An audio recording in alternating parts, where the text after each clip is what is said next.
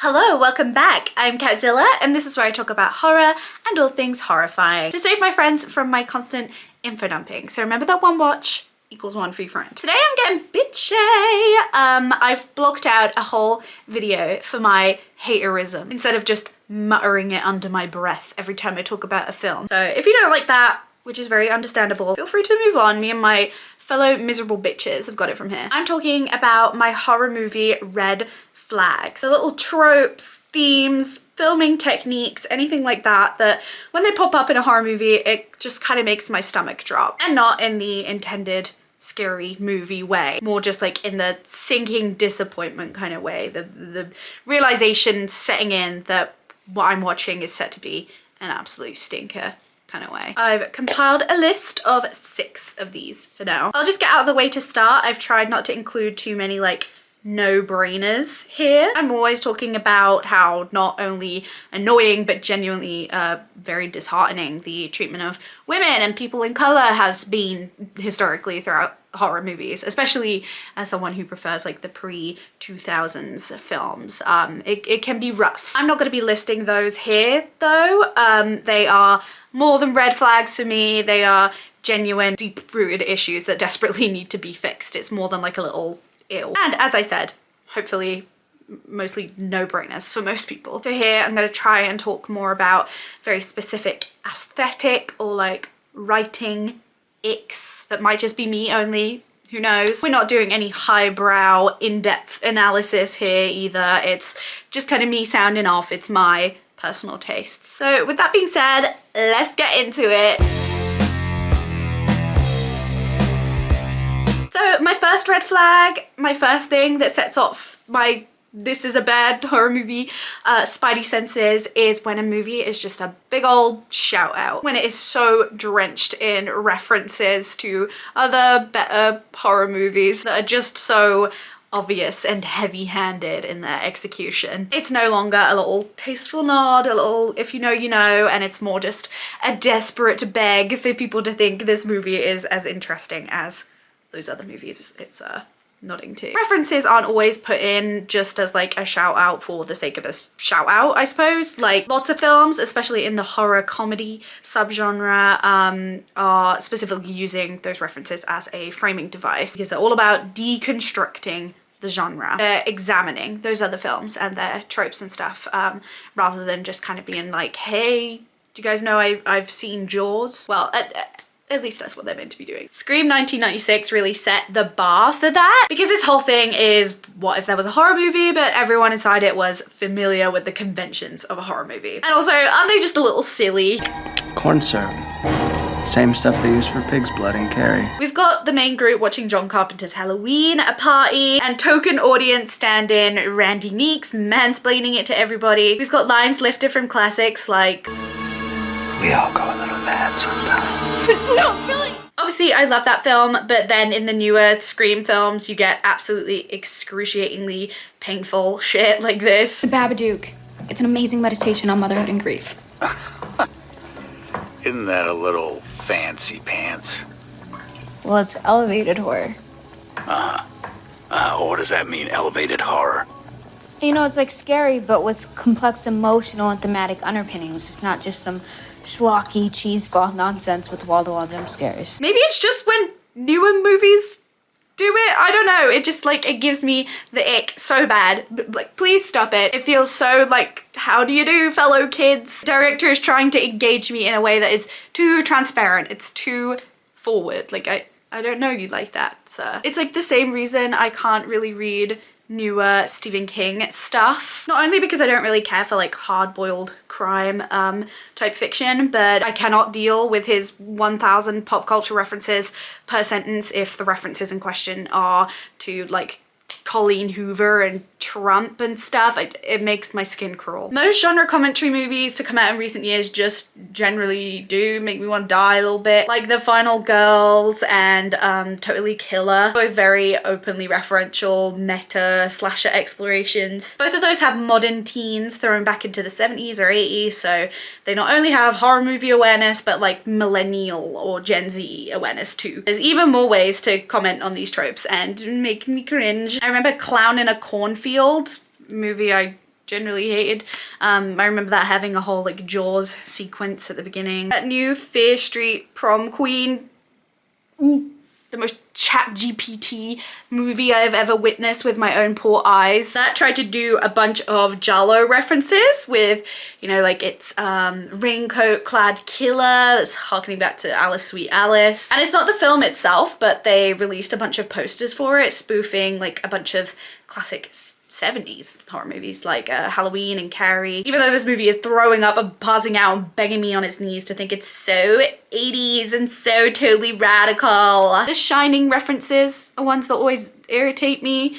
I know that's so broad and random, and obviously I adore all iterations of The Shining. Maybe adore is a little bit strong for the 1997 miniseries, actually. But I think Kubrick's adaptation has been referenced in horror movies more than anything has ever been anything ever in the world. And it's just kind of like, ew, it's just kind of eye roll, because like by now it's too damn obvious. Every time I see an elevator filled with blood or a pointedly focused on geometric carpet, I'm rolling my eyes, I'm sorry. Films I honestly really enjoyed and love to this day, like Evil Dead Rise, which did indeed have an elevator full of blood, and The Substance, which had lots of very obviously Overlook hotel inspired interior design. Those were subsequently still not immune to the eye roll. The Thing is another all-time fave that I cannot bear to see referenced in modern media. Chapter 2 doing the bit where it appears as the character of Stanley's head with spider legs growing out of it, a la The Thing, and Bill Hader does the line, You gotta be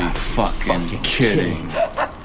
Stop. That movie that came out this summer, Together, about Dave Franco and Alison Brie mulching together. It had a scene at the beginning where some dogs get all mulched and warped together. Very much felt like a Thing reference to me, which starts off with some mulchy dogs too. That mostly just irritated me because the movie itself, Together, was very bland and oddly bloodless for what was purportedly a body horror film, and it had lots of rough looking CGI, so basically the polar opposite of The Thing in every way. The Conjuring movies in general would be nothing without the 70s supernatural, ghosty, seancey horror boom, and it pays a fair bit of homage to that. And the instance that really makes me cringe to my bones though is whenever they try to do The Exorcist. Like in The Devil Made Me Do It, worst in the franchise, just by the way. They recreate that famous foggy under the streetlight shot. I know they thought they were so iconic for that and that everyone in the cinema would be Leonardo DiCaprio pointing meme. It's so funny. I feel this really is a modern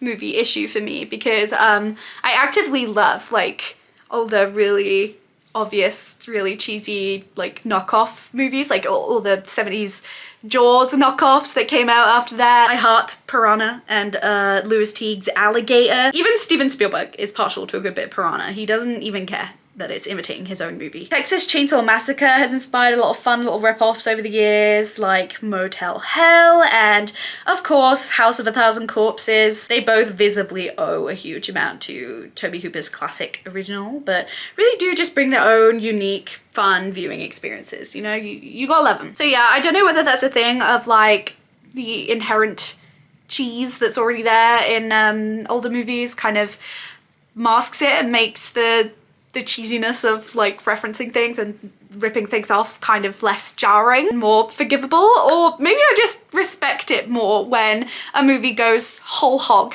in copying something. It's just an unabashed fangirl knockoff right off the bat, rather than just trying to be like, oh my god, look, did you catch that? Did you catch that? Do you think I'm cool? My next red flag is when seizures are used in horror as a focal point for the scares, or, you know, like a horror spooky plot device. You certainly will have seen it at least a dozen times.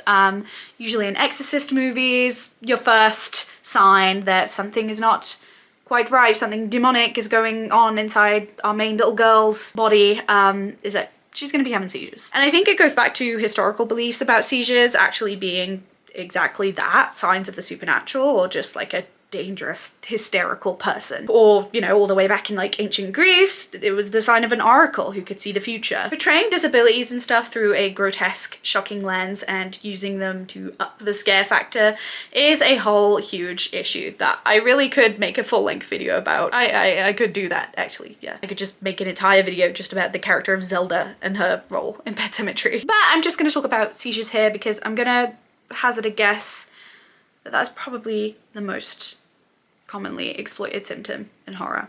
Probably, I think. So that just adds an extra laziness to it. Like, okay, yes, you know, it'll be really gross and really intense and get our lead actors incredible performance, which never is, lots of great glowing feedback. A big old tonic-clonic seizure, yes. Write it down. It pisses me off because epilepsy is something that's very close to me personally. I myself don't have it, but someone I love and I'm basically with every day has it, and we always talk about movies doing specifically this, horror movies. So I've seen lots of seizures. I know pretty much everything a person who has never had one can know about them, what to do with them and all that. But yeah, for starters, as I said, they're always acted horrendously. I'm sorry, but the fact that people were like impressed with Lily Rose Depp's portrayal of seizures specifically in the Nosferatu reboot is insane. Like it looked like shit. Like I know it's meant to be like her falling under Nosferatu spell and her little Nosferatu convulsions as opposed to like a tonic-clonic medically accurate epileptic seizure, but I don't know, man. Her thumping up and down on the bed was so goofy, and the fact that the seizures were like bizarrely sexual in that as well. She's like seizing in between, throwing herself all over Tony from Skins at one point. It's all like kind of orgasmic. Not to mention everyone then memeing her mid-seize facial expressions after that as well. Like I'm killing you with my mind. And I get that obviously in the real world seizures are a sign that something's up with a person, right? Just like throwing up or fainting or something. It's natural. A writer might choose that to signify something is going wrong for our character's mind, that their body is trying to fight something bad off. But the equation specifically of seizures with possession and the devil is so genuinely harmful and like terrifying. I find it very hard to stomach it. I mean, you have cases like that of Annalise Michael, an epileptic and bipolar 24-year-old who was subjected to a bunch of horrific exorcism rites in the 70s in response to her having seizures. She was also going into periods of psychosis, so like hearing voices and having certain deluded thought processes, especially about religion, as a result of her temporal lobe epilepsy. She pretty much starved to death during all of this and had horribly broken knees from being made to genuflect, you know, the little Christian kneel thing. She's covered in bruises. A delightful little movie that I love so much, The Exorcism of Emily Rose. I love it. It's heavily inspired by that case, especially by the aftermath of the priests involved and Annalise's parents being charged with negligent homicide. That's about a priest who is similarly charged after an epileptic and mentally ill girl dies during his exorcism on her. And the most delightful and cute part of it all is that it very much errs on the side of him being innocent, showing that her symptoms really were the devil's work. Yeah, it's just a super fun way of maintaining exactly what killed Annalise Michael. Intense stigma around seizure disorders. It's just a really kind of adorable way of carrying that torch forward. The association between seizures and demons has been made so strong by these very lame horror set pieces. The amount of people that really do view seizures as like scary and horror movie shit is crazy. And that's both deeply concerning and also just kind of funny because like seizures are so regular, dude. I mean, not if you're just randomly having one out of nowhere, but for epileptic people or people with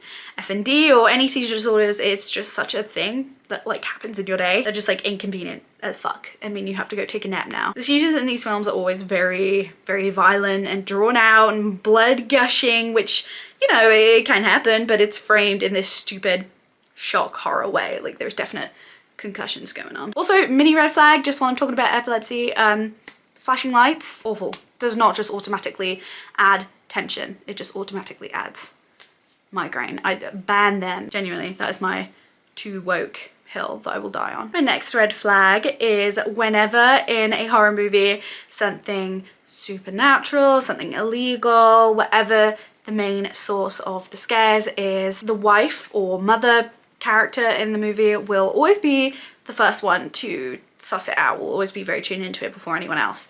And nobody else, least of all her husband, will believe her for like the vast majority of the runtime. Obviously a lot of the time it's to make a point about that nobody wants to #listen to women, but the frustration it breeds in me just makes it genuinely hard to enjoy a lot of the time. It gets quite tiring quite quickly. When I was younger, I read The Yellow Wallpaper by Charlotte Perkins Gilman, which is this amazing little short story, and honestly one I would love to adapt someday. It's about a woman who has had some postpartum depression, I believe. She's been doing bad mentally and feeling really overwhelmed, so her husband and doctor collab to put her on the rest cure, which was a common Victorian treatment for like hysterical women. Basically, you just get put in bed and told to stay there for a month or two, just isolated from everyone, and you're also told to do absolutely nothing. No reading or writing or drawing or anything, just complete rest. Naturally, the leading lady in the story just starts losing it, and the focal point of it all is the yellow wallpaper in the bedroom she's staying in. She obsesses over thinking there's like a little woman trapped in there who needs her help getting out. Nobody believes her, and the more she's dismissed and gaslit, the more this delusion like strengthens, ultimately being her undoing. That is about my limit for no one believes the woman media, I think. Just because the entire story, it is all dedicated to examining that. It's not just like a tacked on trope, a little something to spice up the characters. It's like the art is that. It's all dedicated to that. Alas, in horror movies today, it's such an irritating like staple. It is so tired and overdone. Films like Lee Whannell's take on The Invisible Man, for example, it's just frustrating and depressing. In that, the lead's abusive ex develops this suit that makes him invisible, fakes his own death, and runs around making her life hell in said suit while absolutely everybody tells her she's just paranoid. You really often get it in stories specifically about like something spooky in the home, where the threat is in the home. I think it goes back to that very gendered thing of like the woman is more domestic, she's more in tune with the home itself. Like for example in the movie Insidious, the mum is the first to notice things are getting a little insidious and she's not taken seriously. Don't Worry Darling is just a full movie of Florence Pugh noticing very obvious signs she's in a simulation, getting yellow wallpapered by Harry Styles. And in Orphan, Vera Farmiga's character is the only one who suspects something is off about her her newly adopted daughter, I'm sorry. And she's just treated like she's being a cold bitch and a bad mother throughout. Nails 2017 is a really shitty little movie I watched on like Amazon years ago, but the silly woman of it all in that really upsets me, especially because it's about a woman in hospital after she's been paralyzed in a car accident. So the medical staff and her fuck ass cheating husband shrugging off her claims of seeing the ghostly entity, Nails, while she is so especially vulnerable. It's just extra blech. And of course it's a trope that's still present in all the classic horror movies as well, if not more so. Rosemary's Baby being the most obvious pick right away. That has Rosemary's husband and neighbors and doctors and everyone in her life conspiring against her to have her give birth to the Antichrist, making her drink these weird little devil milkshakes as medicine and constantly telling her everything about her pregnancy is normal when she's feeling so ill. There is of course a rape scene wherein she is gaslighted into thinking it was all a dream. The worst of the worst. I tend to really hate rape scenes in general, and this one is by Roman Polanski, no less, but unfortunately I do find the way this scene is done actually very interesting. Probably the best bad dream portrayal on film that I've ever seen, and this is a film from the 60s, so yeah, unfortunately. We've got grimy little 70s slashers like Schizo, great name, supposedly about a woman being stalked and continually dismissed, although it does have a little twist in its tail. And Don't Be Afraid of the Dark, 1973, where the leading lady is shot down again and again over her valid complaints that little goblins are trying to take over her brain. Steven Spielberg's notoriously very bad Something Evil, 1972. It's almost the exact same as that one, but just with the slightly less insane antagonist of Satan as opposed to little goblins. Another red flag is when a horror film is very consciously trying to give a 24 core, like it's trying to give elevated horror, as Jenna Ortega said for us. I'm not talking about the films that like people have ascribed the label of like elevated horror to, like It Follows, Hereditary, The Witch. I like those movies a lot, but more so the movies that came out in like sort of the wake of those ones' success and are very, very obviously trying to cash in on that. Also, don't be fooled by A24 core. Again, I'm not just talking about movies that have been produced by the A24 production company, which have like notoriously pumped out lots and lots of elevated horror films, but rather any film that is visibly desperately trying to embody that brand, A24 or not, it wants to be. I describe that brand as like pared back dialogue, keeping it subtle, hint of art house in the framing, something a little unique about the shots and the style of it all, a nice strong metaphor to all the horrors going down. Usually the metaphor is very finger on the pulse, social commentary type shit. None of that nasty, cheesy, gory schlock. This shit's deep. They also all have that really like specific A24 music. I don't know how to describe it. It's kind of like violin, but it's not the usual like screechy psycho violins. It's like this janky, strange you know it when you hear it, okay? I also noticed they always use like 50s or 60s music a lot as well, like very upbeat, swingy 60s kind of stuff. I don't know what the relevance of that is, but they all seem to do it. It's all very artiste, deep and dark, film school type stuff. It's obvious why this stuff can really get on your nerves, because I hate when a film is just so desperately like coming straight out of the screen to me and begging me to think it has more substance than it has when it's literally just a black hole void of that. It's like the TikTok micro trend, but for movies, you know, it's the filmic labubu. Please just tell me your own story, dude. I know this isn't your unique vision, it's just what the kids think are cool. I generally dislike the label of elevated horror anyway, and all the people who harp on about it, because it literally is just to say special horror, you know, meaningful horror, as if that isn't completely subjective. How could that ever be a subgenre? And I also hate its kind of opposite arch nemesis, extreme horror. It's a label used to refer to really graphically violent, bloody, taboo horror properties, usually books actually. Because again, none of that shit is extreme to me. Maybe to Kyle, the 13-year-old American emo boy. But yeah, those conversations like around the elevated label just make it all doubly annoying. I fear Oz Perkins' entire filmography fits into this niche. I'm sorry. I am a professional long legs hater, full time, at the top of my pay bracket. Like, I don't know if it's consciously trying to copy other elevated movies per se, but his, like, Perkins movies are just the epitome of all style, no substance to me, which is really what this shit comes down to. This is why I don't really like it. He loves a little aspect ratio, quirky change moment. He loves long pauses between every line of dialogue to give the conversations like an eerie, stilted kind of vibe. He loves to make his movies incredibly brown for some reason. I think Longlegs was meant to be set in the 70s or 80s perhaps, but it doesn't put me in the period personally. It just puts me in brown. Like, oh yay, sludge, cat food, cool. So many of these films do this. It feels very sort of manipulative in the film sense, not like the therapy speak sense. Like,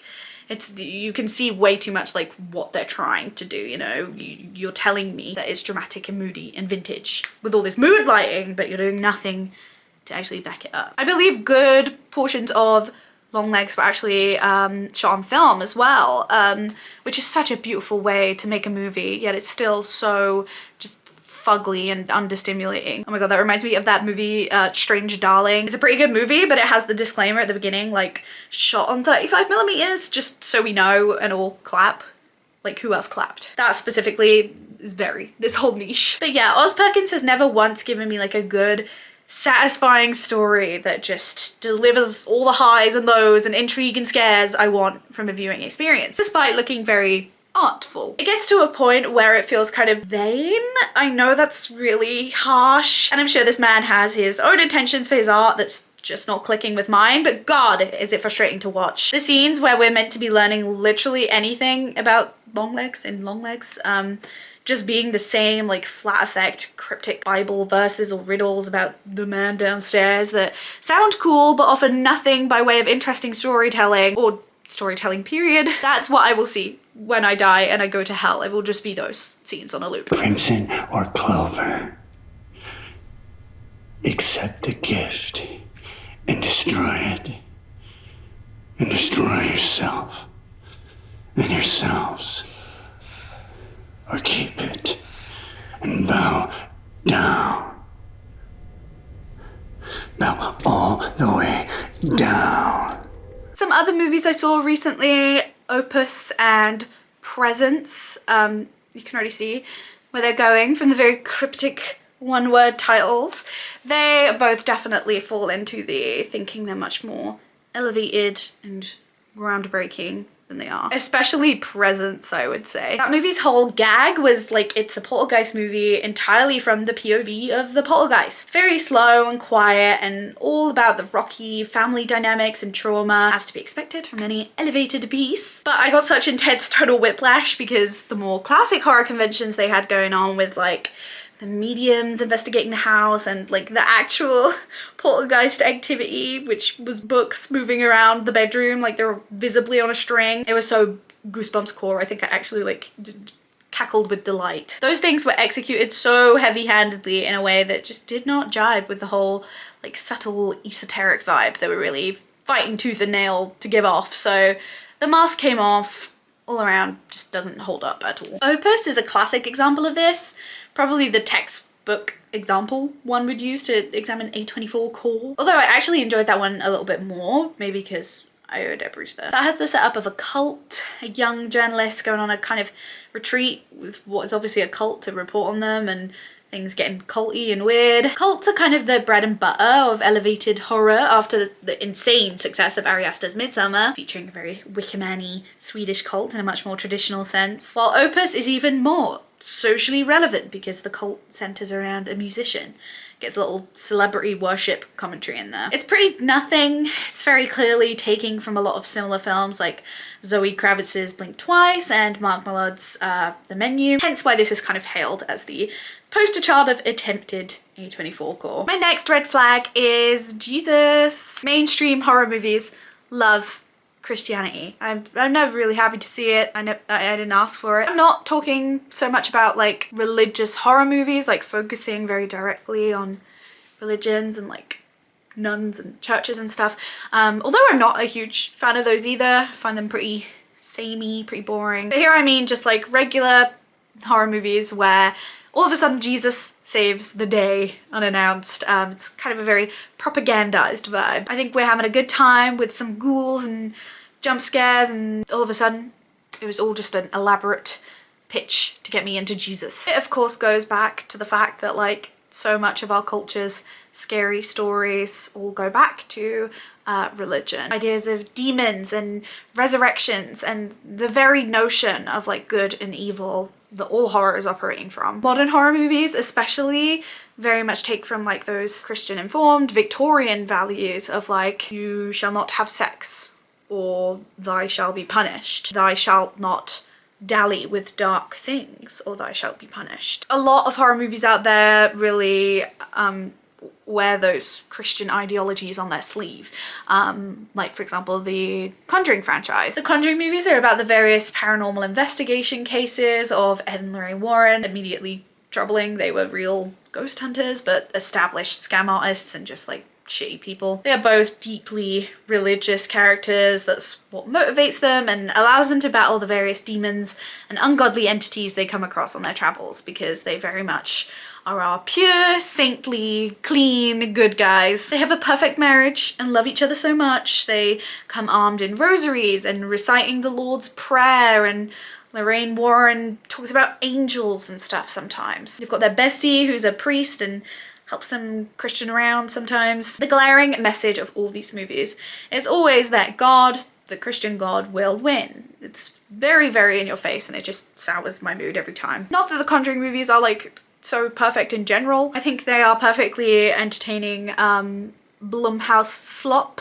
They're great like sort of staple sleepover movies, but I actually think the corny like Lord and Savior talk at the heart of it all is probably my biggest gripe with these. I recently randomly watched the movie The Remaining, which I was delighted to learn was about the rapture, and it was literally during those like couple of days where everyone was tweaking about the rapture happening. Not a planned watch, but yeah, I was very pleased. Needless to say, it's very Bible versey, all about taking sanctuary in the church while the world crumbles around it, and fighting to find faith in God so all the characters too can ascend. Similar concept to the 1991 movie The Rapture. That's a smidge more critical of like what really makes a person worthy of entering the kingdom of God. What does being a good man really look like? But it's still, you know, entering the kingdom of God by rapture. Like I don't want to go to that. These obviously take so much inspiration from Christian horror classics like The Exorcist and The Omen. I adore both of those franchises. The Exorcist is one of my favorite books of all time, but they do both have that really in your face, God is good messaging. The character of Damien Karras in The Exorcist's whole thing is that he's a Jesuit priest losing his faith after the death of his mum, but he's able to regain it in his fierce battle with the demon Pazuzu via crucifixes and holy water. The power of Christ compels you. Right before his death. Just in time to go to heaven, thank goodness. The McNeil family, so the little possessed girl, Reagan, and her mum, are pointedly shown to have never cared for Christianity and not believed in the spiritual dangers of playing with Ouija boards and such, hence why they end up deviled. William Peter Blatty, the author, was super Catholic, and so I do believe that was all actually quite intentional. Just while I think of it as well, the 1988 movie The Unholy is some of the most batshit Christian propaganda horror I have witnessed. It has like a satanic demonic entity that appears in the form of a sexy babe, a goddamn temptress, who is defeated by our Catholic priest main character simply just by asking God to damn her to hell. Vampire movies often have a lot of slayings via wielding crucifixes and holy water, going all the way back to the OG Dracula. Thinking not so fond thoughts about those stupid fucking glowing crucifixes in the Salem's Lot reboot right now. That's something I really loved and found really refreshing about the movie Sinners, my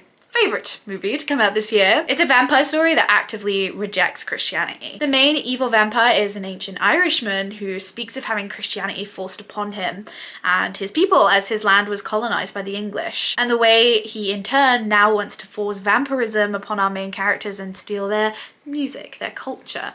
That draws up comparisons that make it feel like organized religion is actually the real evil in that story. So it's a little green flag there for free. Something I hate is when a horror movie goes to such extensive, heavy-handed lengths to explain its own lore to you. Spell out all of its own hidden meanings, and most of the time in the process make it actually all way more confusing. It makes sense why this is popping up a lot more. We're kind of in a media literacy crisis and an attention span crisis too. Most people just do not want to have to work things out for themselves anymore, and certainly will not be satisfied with just having to form their own personal interpretation. If you don't believe me, then do explain why, after seeing The Long Walk, I had to suffer through everybody on all platforms just constantly keep saying, why would they do it in the first place? Why would you do The Long Walk? As if that's not the literal entire point of the whole story, as if the entire thing isn't an exploration into why young men would ever die for the promise of glory and doing their country proud. Like, let's think about that. What do we think? Additionally, horror is all about franchises now. It's all about the spin-offs and the sequels and the Marvel Cinematic Universes. So a film will actually need a lot of like complex lore it can pull from that it will explain to you in painstaking detail. I saw Terrifier 3 last Halloween, for example. If you're somehow unaware, the Terrifier movies are like the splatteriest splatter flicks on the scene right now. They're all centered on their main villain, Art the Clown, an absolute menace who goes around like eviscerating people in various creative and cartoonishly violent ways. Like in Terrifier 2, he literally scalps and skins a girl and then smushes bleach and salt all over her wounds while she's still alive. Needless to say, you really wouldn't expect these to have much of a world around them and like a history that you'd have to understand to watch them, right? People would just come to this sort of thing for like some practical gore and schlocky B-movie bants. In the third one though, absolutely full of lore, different art adjacent side characters and alternate dimensions and stuff. It's a load of like deep cut side backstory about our kind of final girl Sienna's father and family, and it's all dedicated to over answering the fuck out of the question, is Art the Clown a supernatural being? If so, what exactly is he? What is his precise nature? How does he operate? Like, first of all, no one fucking cares. It's the evil clown whacking people over the head with a comically large hammer franchise. And second of all, if they did, leave us a freaking breadcrumb trail, please. Please, show and don't tell, show and don't tell, show and don't tell. It's a lot more realistic to have less answers. Not that all these movies are trying to be realistic. I know Terrifier certainly is not. I just feel like the brain can just dig into it better. And obviously it's just way more fun to piece the truth of like the horror together for yourself and have to come up with your own ideas and interpretations on it. Like, I love Zach Cregger's movies. There's Barbarian, about the big hag beast in an Airbnb's basement that just wants to be your mummy, and Weapons, about the little children who run around, and Gladys. This diva, Gladys. That's all I can say without spoiling it massively. Yeah, they are awesome and really creative and do such a great job at the breadcrumb trail, intriguing the fuck out of you and leaving you just in the dark enough to stay on the edge of your seat, but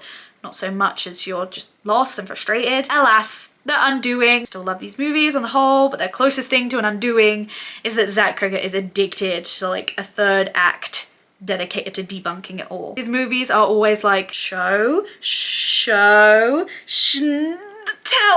Oh god, he's told. If a film doesn't have a third act debunk, it'll often have a flashback sequence.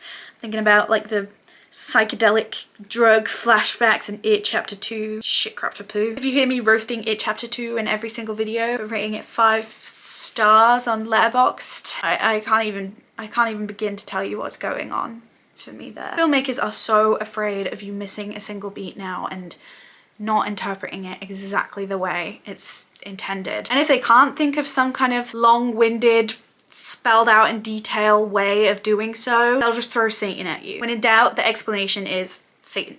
Satanic cult. I'd way rather be mystified. It's so much more impactful. And so those are just a couple of my horror movie red flags. I have a lot more. Maybe if this video pops off, I'll share some more at some point. Maybe even horror book red flags, because I have so many of those. Horror fan red flags. Really go for the jugular. Please do let me know your red flags. As you can see, I love to complain. This is absolutely a safe space for complaining. I've got you. Or if not, let me know as always. What are you watching? What have you been reading? I'm avidly watching Welcome to Derry, the It prequel series. I was in a spot with it where I was like, yeah, okay, this is like not good, but I've been prepared since birth for that. I've been raised very well to never trust Andy Muschietti with my favorite novel. However, because it is my favorite novel, I kind of just taking whatever slop I was given and enjoying playing spot the Stephen King Easter egg. It's very fun, very fulfilling. Also the Hanlons are there. Who doesn't love the Hanlons?